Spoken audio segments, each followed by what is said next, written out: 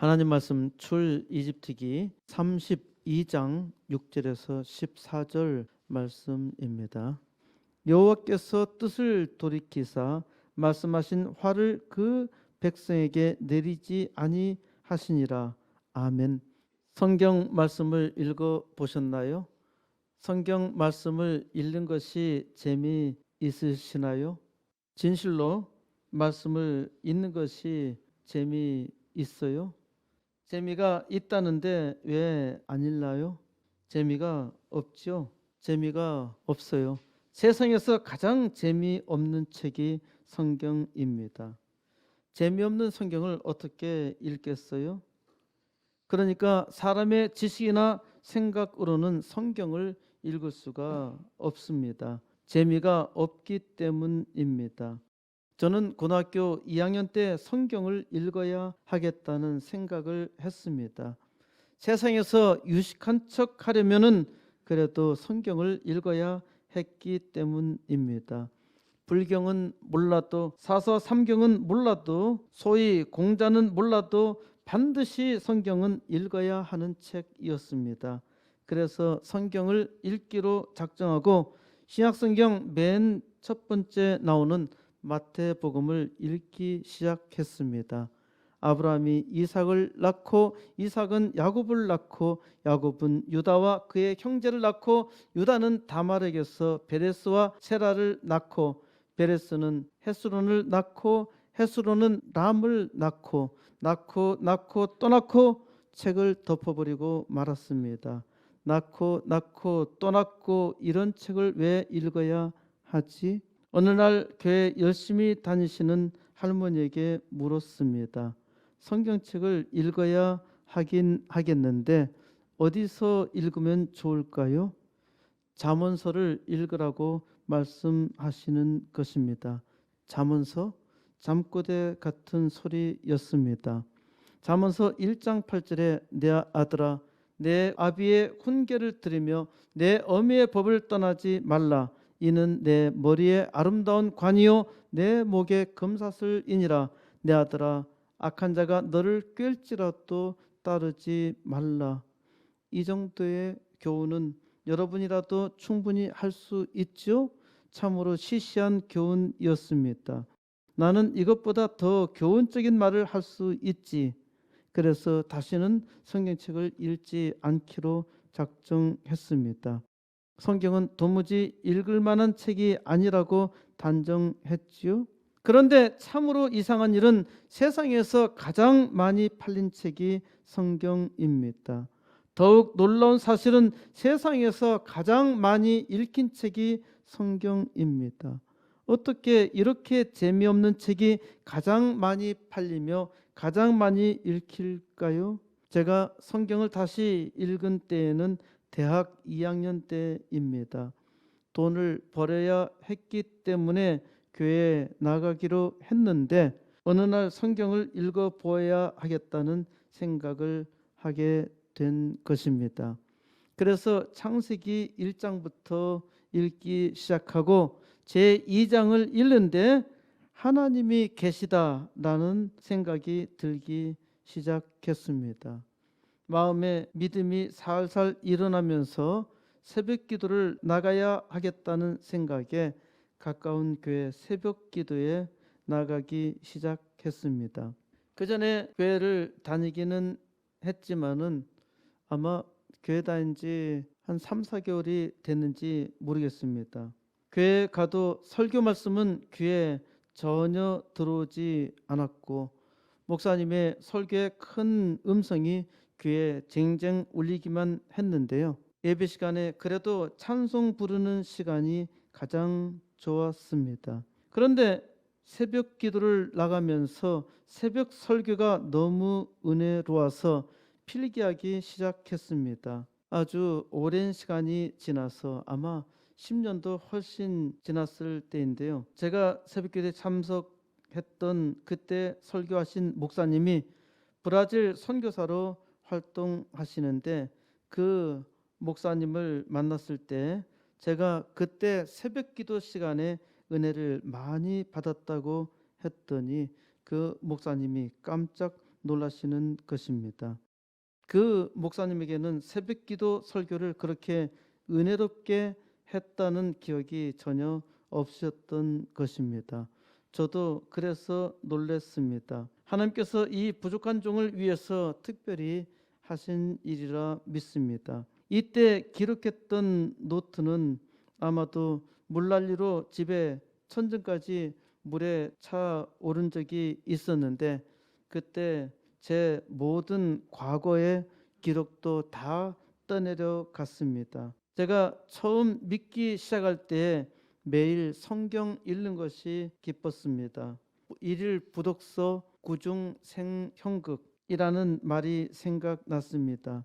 일일 부독서, 하루하루 안입을 책을 읽지 아니하면은 구중 입안에 형극 가시가 생이니까 생형극 가시가 생겨난다는 뜻입니다. 이것은 논어의 자언편에 나오는 공자의 말인데 1909년 10월 26일 안중근 장군이 만주 하얼빈 역에서 조선 침략의 원흉 이토 히로부미를 사살한 뒤에 여순 감옥에서 쓰신 글로 유명합니다. 일일 부독서 구중 생형극이라는 말을 제가 패러디해서 일일 부독경 구중 생형극, 하루라도 성경을 읽지 않으면 입속에 가시가 돋는다는 말로 즐겼습니다. 성경이 재미있다는 것은 심히 놀라운 일이죠. 사람의 지혜로는 성경이 재미가 없습니다. 성경이 재미있다는 것은 하나님의 은혜가 있다는 말입니다. 하나님께서 감동을 주시니까 희한하게도 성경이 재미있는 것입니다. 성경을 읽을 때마다 은혜가 넘치는 것이죠. 그런데 성경을 읽지 않는다는 것은 은혜가 없다는 것입니다. 은혜가 없으면 성경이 읽어지지 않아요. 자매가 성경책 15권을 코스모스 교회에 기증했습니다. 저는 결혼 기념으로 선물할 때는 아주 질 좋은 가죽 웨딩 성경을 줬는데 감사의 선물로 줄 때는 아주 싸면서도 편하게 가지고 다닐 수 있는 작은 성경을 주었습니다. 그런데 이번에 아주 좋은 최상급 성경을 기증했습니다. 저는 성경을 기증하지 말라고 만류했습니다. 왜냐하면 성경은 자기 돈으로 사야 읽는다고 했어요. 그런데 자매는 악착같이 구매해서 기증했는데 이는 사람들이 성경을 한 줄이라도 읽게 해야 한다는 생각 때문이었습니다. 제가 예전에는 성경책을 선물로 자주 주었고 교회에서 상을 줄 때도 성경책을 주었습니다. 그런데 요즘에 교회에서 성경책을 선물로 잘 주지 않습니다. 왜냐하면 성경의 가치를 모르는 사람에게는 짐이 되기 때문입니다. 저는 교회에서 어떤 사람이 버린 성경을 주로 활용했습니다. 제 성경책 중에는 부산대 어느 교수의 붙인 이름이 적힌 것도 있습니다. 그러니까 아마 이런 성경은 30-40년도 넘은 책이겠죠. 제가 어제 기증한 책이라며 누구든지 필요하시면 가져가 읽으셔도 좋습니다. 라는 라벨을 붙이겠다고 하니까 자기 이름을 넣지 말라고 합니다. 그래서 이렇게 라벨을 붙이기로 했습니다. 코스모스 교회의 한 성도가 기증한 성경입니다. 누구든지 필요하시면 가져가 읽으셔도 좋습니다. 어떤 사람이 제게 감성을 터치하는 설교를 하라고 요청하더라고요. 제가 설교를 하면은 강의를 하는 것 같다고 말합니다. 저는 사실 말을 잘 할 줄 모릅니다. 어제 어느 교수님과 식사하면서 그 교수님이 제게 말을 잘 할 줄 모르는 것이 감사하다고 하시더라고요. 저는 설교를 하면서 고민을 많이 합니다. 제가 여러 목사들에게 설교를 가르치고 있는데 저는 감성을 가르치는 일은 전혀 없습니다. 저는 성경 말씀을 가르치고 하나님의 말씀을 참되게 전하라고 합니다. 저는 오늘 말씀을 통하여서 제가 어떻게 설교해야 하는지 확실하게 깨달았습니다. 설교는 감성이 아니라는 것입니다. 연설은 사람의 감성을 잘 터치해야 성공합니다. 하지만 설교는 감정을 조정하는 기술이 아닙니다. 설교는 하나님의 말씀을 말씀대로 전하는 것입니다. 모세의 설교에는 감동이 전혀 없습니다. 선지자들의 설교에도 별로 반응하지 않았습니다. 사도 바울의 설교에 졸다가 떨어진 청년도 있습니다. 성경 말씀에는 감성이 없어요. 그런데 하나님께서 감동을 주시니까 놀라운 감동이 있는 것입니다. 참되게 하나님의 말씀을 전하는 것이 설교자가 해야 할 일입니다. 감동은 하나님께서 주시는 것이고 하나님께서 설교 말씀을 통해서 감동 주시기를 사모하며 기도해야 합니다. 설교자는 말씀을 말씀대로 전해야 합니다. 말씀의 능력은 하나님께서 나타내시는 일이시죠. 물론 황금의 입을 가진 설교자도 있습니다. 그 사람은 하나님께서 그 입을 쓰신 것이에요. 하나님께서 원하시는 것은 말의 능력이 아니라 오직 말씀입니다. 교회의 부흥은 말씀 부흥입니다. 사람들이 말씀을 기뻐할 때 부흥이 일어납니다. 많은 말씀이 부흥이 아니고 많은 찬양이 부흥이 아니며 많은 기도가 부흥이 아닙니다. 역사적으로 볼 때 찬양이 음악적으로 최상이었을 때 오히려 교회는 혼미하였습니다. 교회가 기도로 뜨겁게 불타올랐을 때에도 교회는 상당히 혼란스러웠습니다. 설교가 아주 화려했을 때 교회는 사치에 빠졌습니다. 이러한 말을 듣고 상처받는 사람들도 있는데 잘 들어야 합니다. 찬송과 기도 아주 중요합니다. 하지만 찬송이나 기도만을 중요하게 생각하는 사람이 꽤 많은데 지나치거나 잘못된 방향이 문제인 것이죠. 개혁은 오직 말씀에서 시작하였습니다. 개혁자들은 오직 성경, 오직 그리스도, 오직 은혜, 오직 믿음, 오직 하나님께 영광을 개혁의 구호로 외쳤습니다. 라틴어로 말하자면 오직 성경은 솔라 스크립투라, 오직 그리스도는 솔라 크리스투스, 오직 은혜는 솔라 그라티아, 오직 믿음은 솔라 피데, 오직 하나님께 영광은 솔리 데오 글로리아. 이를 5가지 솔라라 합니다. 솔라는 오직이라는 말이죠. 오직 솔라의 뿌리는 오직 성경입니다. 오직 솔라의 찬송이나 기도는 없지요. 가장 핵심은 성경입니다. 성경 말씀을 선포하는 것이 설교인데 설교에도 오해가 많습니다. 미혹하는 영과 귀신의 가르침을 따르는 사람도 있지만은 허탄한 이야기를 하는 사람도 있습니다. 설교자는 오직 말씀을 전파해야 합니다. 어떤 이는 저더러 허탄한 이야기를 많이 한다고 말합니다. 서론이 길다고 불평합니다. 지금도 서론을 하고 있는 중이죠. 제가 설교에서 허탄한 이야기를 하고 있다고 생각합니까? 하나님의 백성이 세상을 살아가는데 불필요한 이야기였다면 그것은 허탄한 이야기입니다. 여러분의 삶과 관련된 이야기라면 하나님께서 우리 현장에서 우리에게 허락하신 말씀입니다. 내 이웃의 집을 탐내지 말라. 이것은 하나님의 말씀입니까? 십계명에서 10번째이니까 당연히 하나님 말씀 있죠. 내 이웃의 집을 탐내지 말라는 말씀은 하나님의 백성으로서 반드시 배워야 하는 말씀 있죠. 내 이웃의 집을 탐내지 말라는 말씀을 가르치는 것만 하나님 말씀을 전하는 것이 아닙니다. 모세는 모델입니다. 모세는 아주 중요한 모형입니다. 하나님께서 아주 늙은 목동 모세를 부르셔서 자기 백성을 이집트 종살이에서 건져내셨습니다.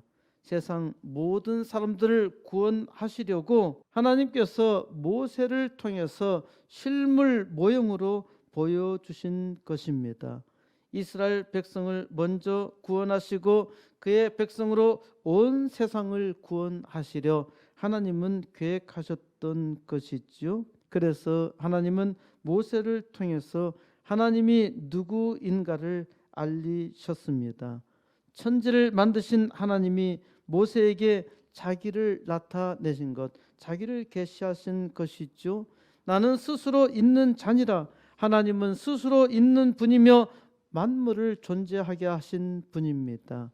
하나님이 만물이 시작이니까 하나님은 스스로 계시는 자존적 존재입니다. 오직 유일하신 하나님께서 모세를 통해서 자기 백성을 인도하도록 하셨습니다. 하나님의 백성은 하나님께서 세우신 지도자 모세를 믿고 따라야 하지요. 그래서 이스라엘 백성은 모세의 말에 따라서 이제 광야로 나왔습니다. 이스라엘 백성이 이집트를 탈출한 후에 시내 산에서 하나님께서 이스라엘 백성에게 십계명을 주셨죠. 십계명은 하나님의 백성이 이 땅에 사는 동안에 지켜야 할 가장 기본적인 명령 10가지입니다. 하나님은 모세를 산 꼭대기로 부르셨습니다. 모세가 산에서 내려오는 것이 지체되자 백성들은 모세의 형 아론에게 재촉합니다. 출 이집트기 32장 1절 백성이 모세가 산에서 내려옴이 더딤을 보고 모여 백성이 아론에게 이르러 말하되 일어나라 우리를 위하여 우리를 인도할 신을 만들라. 이 모세 곧 우리를 이집트 땅에서 인도하여 낸 사람은 어찌 되었는지 알지 못함이니라. 하나님께서 선택한 이스라엘 백성에게는 인내심이 지독하게도 없었습니다. 모세가 산에 올라간 지 겨우 40일이 되었는데 40일을 참지 못하여 모세의 형 아론에게 요청합니다. 우리를 인도할 신을 만들라. 이것이 이스라엘 백성의 요청이었죠. 우리가 이 광야길을 어떻게 가겠어? 우리를 인도할 신을 내가 만들어 우리를 이집트 땅에서 인도한 모세가 어찌 되었는지 우리는 알 바가 아니야. 지금까지 모세가 나타나지 않잖아. 그가 뭘 했든지 상관이 없어. 너는 지금 당장 우리를 인도할 신을 만들어. 그러자 아론은 그들에게 너희의 아내와 자녀의 귀에서 금고리를 빼어 내게로 가져오라고 합니다. 이스라엘 백성의 귀에 금고리를 단 것을 보니까 이집트에서 상당한 보물을 가지고 나왔다는 말입니다. 모든 백성이 금고리를 가져왔습니다. 이제 이 사막 광야에서 자기를 인도할 신을 만들겠다는데 그 무엇이 아깝겠습니까? 그래서 모든 금고리를 아론에게 가져왔던 것입니다.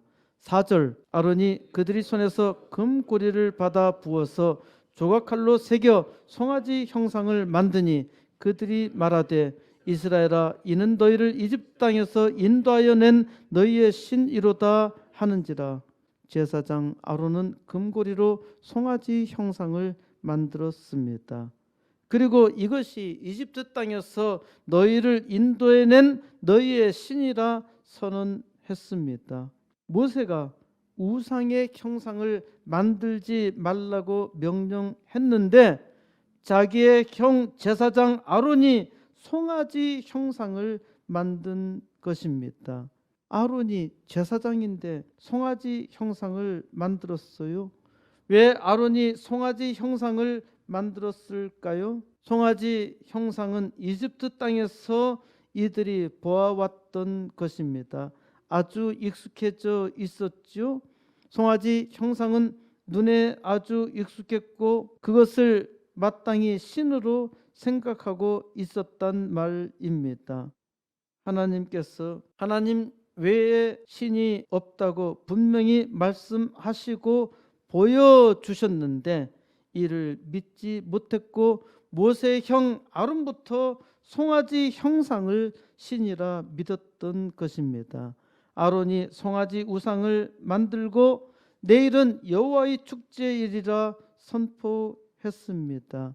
아론이 얼마나 어리석은가요? 제사장인데도 불구하고 어떻게 송아지 우상을 만들 수 있어요? 이것이 사람들의 머릿속에 박힌 신의 형상이었던 것입니다. 모세가 없는 틈새 아론이 대장 노릇을 했던 것입니다. 이것이 사람입니다. 사람은 어리석게도 자기의 지식을 믿고 그 지식을 바탕으로 자기를 과시하고자 합니다. 이것이 망할 사람이지요. 사람이 얼마나 어리석은지 자기가 망할 줄도 모르고 망할 짓을 합니다. 6절 이튿날에 그들이 일찍 일어나 번제를 드리며 화목제를 드리고 백성이 앉아서 먹고 마시며 일어나서 뛰놀더라.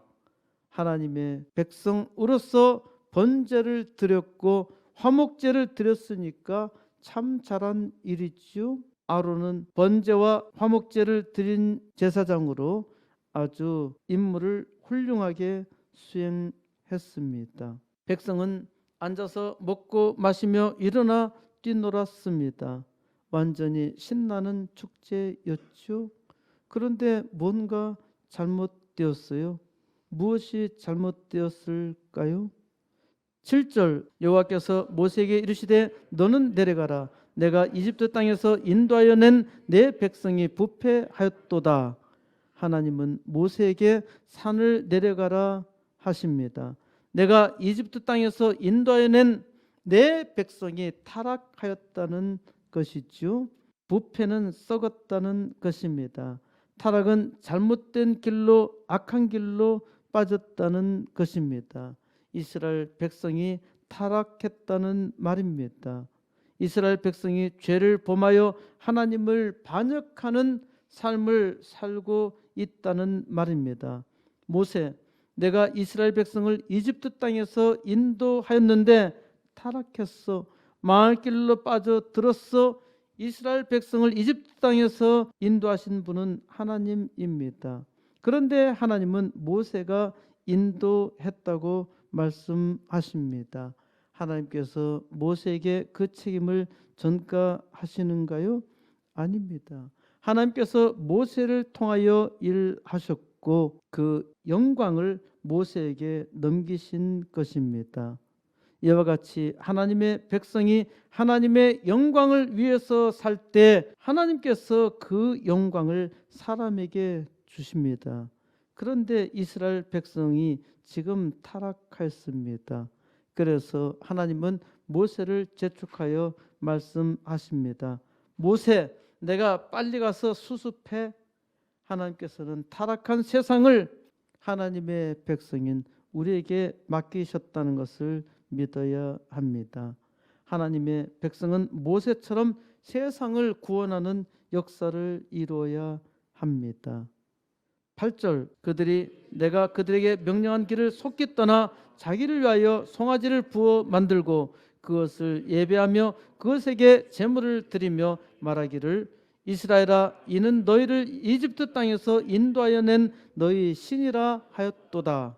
이스라엘 백성은 하나님께서 명령하신 길에서 속히 떠났습니다. 하나님 외에 다른 신을 두지 말라고 했는데 송아지를 신으로 섬겼던 것이죠. 어떠한 우상의 형상을 만들지 말라고 했는데 이들은 송아지 우상을 만들었습니다. 송아지 우상을 섬기며 제물을 바칩니다. 그리고 이집트 땅에서 이 송아지가 너희를 인도한 신이라고 합니다. 얼마나 어리석은가요? 하나님께서 처음부터 송아지 우상이었다면은 처음부터 송아지 우상을 만들라고 했지요. 하나님은 아주 초강력하게 절대로 우상의 형상을 만들지 말라고 했습니다. 그리고 하나님께서 지금까지 강력한 팔로 인도하셨는데 모세가 그 자리를 잠시 비운 사이에 우상이 자리 잡은 것입니다. 어떻게 이렇게 쉽게 무너질 수 있을까요? 이해하기 어렵지요? 그런데 하나님을 믿는 사람들은 이를 이해하기 어렵지 않습니다. 우리는 아주 자주 하나님을 배반합니다. 하나님을 꾸준하게 잘 믿고 있는 것처럼 보여도 사람은 수없이 하나님을 배반합니다. 하나님께서 은혜 주셔서 믿게 해 주셔도 아주 작은 시험에도 무너집니다. 어떤 사람은 길가에 뿌린 씨앗처럼 금방 메마릅니다. 하나님 말씀을 들을 때 잠시 믿었다가 떠나지요. 어떤 사람은 돌밭에 떨어진 씨앗과 같습니다.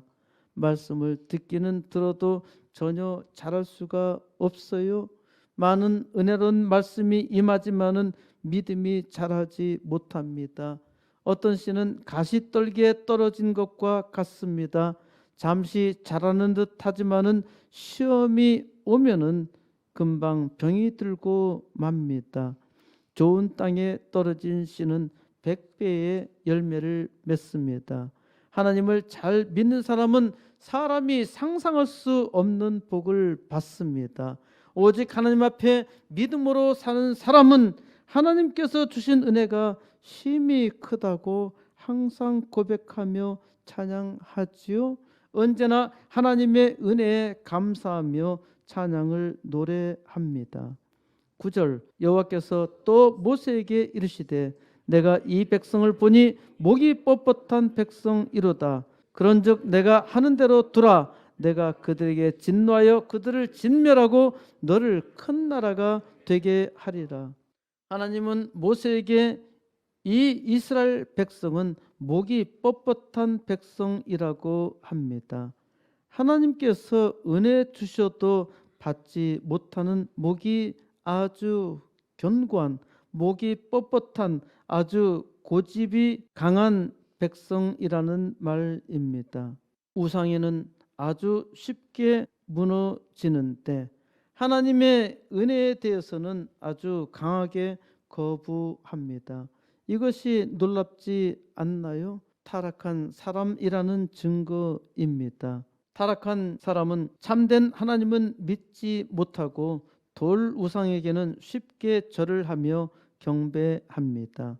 송아지 우상은 믿지 말라고 해도 열심히 믿고 하나님은 믿으라고 해도 믿지 아니합니다. 지금도 이와 같은 우상 숭배는 아주 허다합니다. 전형적인 우상 숭배 중에 하나는 마스코트입니다. 마스코트에 아주 강력하게 사로잡힌 사람도 있죠. 하나님을 믿고 의지하라면은 대단히 어려워하는데 부적이나 반지나 목걸이나 어떤 물건이 자기를 지켜주는 힘이 있다고 믿는 사람이 꽤 많습니다. 영화나 드라마에서도 마스코트에 의지하는 장면을 볼 수 있는데 이것이 우리의 문화라는 것을 말해주고 있는 것이죠. 운동 선수 중에 이런 것에 아주 집착하는 사람이 있습니다. 하나님을 믿으라고 하면은 아주 공허한 것처럼 생각하는데 어떤 물건을 주고 말하면은 그것을 마음에 품습니다. 사람마다 우상 숭배는 아주 쉽고 하나님을 믿는 것은 대단히 어렵습니다. 그러니까 죄인이 자기 스스로의 힘으로는 하나님을 믿을 수 없고 하나님께서 은혜를 주셔도 사람이 잘 깨닫지 못합니다. 하나님께서 깨닫게 해 주셔도 하나님의 은혜 속에 강하게 살지 못하지요. 하나님은 모세에게 이 패역한 이스라엘 백성을 진멸하고 차라리 내가 너로 큰 나라를 만들겠다고 말씀하십니다. 내가 이스라엘 백성은 버려야 하겠어. 내가 너로 다시 큰 나라를 시작하겠다 하신 것이죠. 11절 모세가 그의 하나님 여호와께 구하여 이르되 여호와여 어찌하여 그 큰 권능과 강한 손으로 이집트 땅에서 인도하여 내신 주의 백성에게 진노하시나이까. 12절 어찌하여 이집트 사람들이 이르기를 여호와가 자기의 백성을 산에서 죽이고 지면에서 진멸하려는 악한 의도로 인도해 내었다고 말하게 하시려 하나이까. 주의 맹렬한 노를 그치시고 뜻을 돌이키사 주의 백성에게 이 화를 내리지 마옵소서. 모세는 하나님의 말씀에 즉각 반응합니다. 하나님이요, 하나님께서 왜 택한 이스라엘 백성에게 진노하십니까? 하나님께서 큰 권능과 강한 손으로 이집트 땅에서 이스라엘 백성을 인도해 내셨는데 하나님께서 택하신 주의 백성에게 진노하신다는 것이 가당하지 않습니다. 만일 이스라엘 백성을 하나님께서 진멸하신다면은 이집트 사람들이 어떻게 생각하겠습니까? 하나님께서 자기 백성을 죽이려고 광야에 끌어내었다고 말하지 않을까요? 그런 하나님을 누가 믿겠습니까? 사실은 이것이 전혀 아니라 하더라도 결국 하나님의 백성이 진멸당해 사라진다는 것은 결국 그게 아니냐는 것이죠. 그러니까 하나님은 맹렬한 진노를 그치시고 마음을 바꾸셔서 주의 백성에게 이 화를 내리지 말아달라고 간청합니다. 하나님의 백성이 이 땅에서 하나님의 영광을 위해서 살아야 하는데 하나님의 백성들이 어떻게 살고 있습니까? 하나님을 믿는다고 하면서 하나님을 배반하고 심지어 하나님을 욕되게 하고 있잖아요.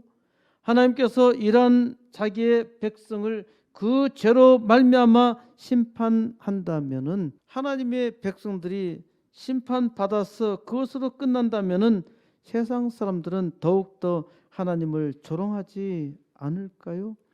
하나님을 믿는다면은 복을 받는다고 했는데 오히려 저주를 받았네. 사람들은 단순히 결과만 보고 말합니다. 그러니까 하나님은 자기 백성이 악한 짓을 해도 참으실 수밖에 없어요. 그러므로 사람들이 악하니까 세상 망할 때가 되었다는 말입니다. 13절 주의 종 아브라함과 이삭과 이스라엘을 기억하소서. 주께서 그들을 위하여 주를 가리켜 맹세하여 이르시기를 내가 너희의 자손을 하늘의 별처럼 많게 하고 내가 허락한 이 온 땅을 너희의 자손에게 주어 영원한 기업이 되게 하리라 하셨나이다. 모세는 아브라함과 이삭과 이스라엘을 기억하시라고 하면서 기도합니다. 하나님께서 아브라함에게 약속하셨고 또 그의 아들 이삭에게 약속하셨으며 또 그의 아들 야곱 곧 이스라엘과 약속하지 않으셨습니까? 하나님이여 아브라함을 기억하사 제발 마음을 바꾸어 주세요. 모세는 하나님께서 하신 약속을 말합니다.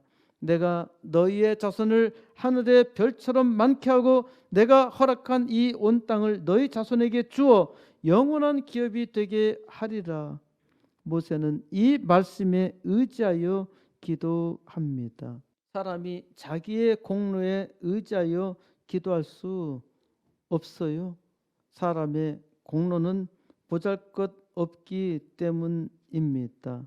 때로 바리새인처럼 자기의 공로에 의지하여 기도하는 사람이 있지만은 사람 자신이 얼마나 악한 줄 모르기 때문에 용감한 것입니다. 모세는 이스라엘 백성이 하나님께 얼마나 충성했는가, 또 이스라엘 백성이 이 광야에 하나님만을 믿고 지금까지 잘 따라오지 않았느냐고 말하지 않습니다. 모세는 오직 하나님의 긍휼을 구하는 기도를 합니다. 모세가 하나님의 긍휼을 구하는 기도의 근거는 오직 말씀입니다. 하나님께서 말씀으로 하신 언약을 의지해서 모세는 기도합니다.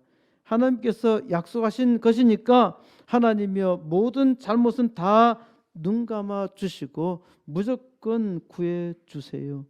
우리가 기도하는 것이 이와 같지 않습니까? 하나님, 나는 부족합니다. 약합니다. 죄인입니다. 하지만 하나님께서 약속하시고 또 하나님께서 은혜의 하나님이시니까 그 이름을 인하여 내게 은혜 베푸시고 하나님의 크신 능력을 주시옵소서. 우리는 하나님의 긍휼을 의지하여 기도합니다. 14절 여호와께서 뜻을 돌이키사 말씀하신 화를 그 백성에게 내리지 아니하시니라. 모세의 기도로 하나님께서 그 마음을 바꾸셨어요.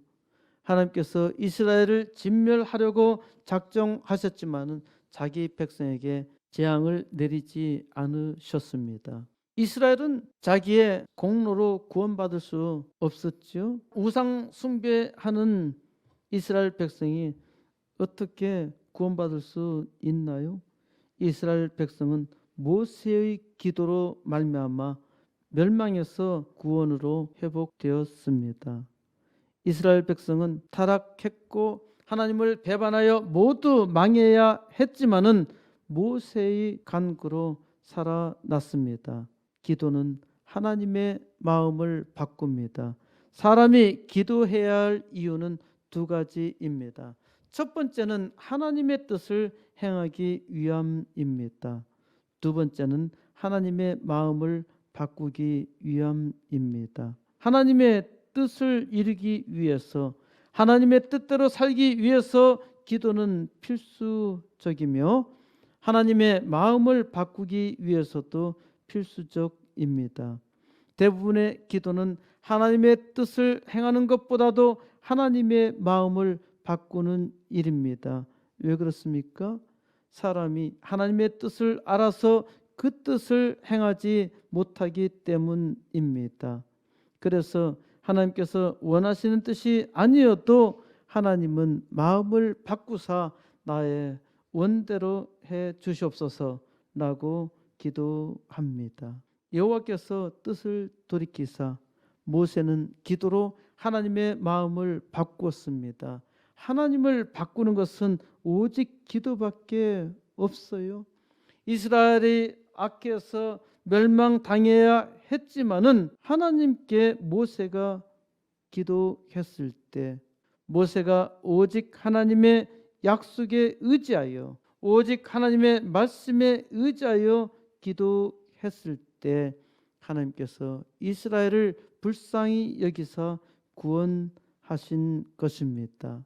하나님의 말씀에 의지할 때 하나님께서 그 기도를 응답하실 수밖에 없습니다. 그러므로 말씀에 의지하여 기도해야 합니다. 오직 하나님의 긍휼이 넘치기를 간구해야 합니다. 하나님은 오직 그 기도로 마음을 바꾸십니다. 여호와께서 뜻을 돌이키사 하나님께서 마음을 바꾸십니다. 지금은 기도하지 않는 때입니다. 하나님의 백성이 기도하지 않으니까 세상은 망할 수밖에 없습니다. 이 망할 세상에 하나님의 긍휼하신 은혜가 넘치도록 기도해야 합니다. 지금 세상이 망할 때라는 말입니다. 사람들의 죄악이 소돔의 때보다 더욱 심합니다. 코스모스 교회는 이러한 때에 말씀에 의지하여 기도합니다. 하나님이여 세상 모든 민족 위에 뛰어나게 하시겠다는 말씀을 이루시옵소서. 우리의 악함을 보지 말고 오직 하나님의 은혜에 의지하여 하나님 이 땅을 구원하여 주소서. 나라들은 내 빛으로 왕들은 비치는 내 광명으로 나아오리라 말씀하셨는데 하나님을 믿는 주의 종들이 왕노릇하여 세상의 왕들이 그 광명으로 나오게 하소서. 여호와여 내가 주께 대한 소문을 듣고 놀랐나이다. 여호와여 주는 주의 일을 이 수년 내에 부응하게 하옵소서. 이 수년 내에 나타내시옵소서. 진노 중에라도 긍휼을 잊지 마옵소서. 하나님께서 진노 중에 세상을 멸망시키기로 작정하셨을지라도 하나님이여 긍휼을 잊지 마시고 이제 이 수년 내에 부응하게 하옵소서. 코스모스 교회가 이 땅에 부흥의 역사를 능히 감당하게 해 주시옵소서. 코스모스 교회가 기도하는 80개 개척교회와 2개 학교는 이 시대 하나님의 소원입니다. 또한 이 땅을 심판하시려는 마음을 바꾸사 긍휼히 여기셔서 속히 부흥의 역사를 이루어 주시옵소서.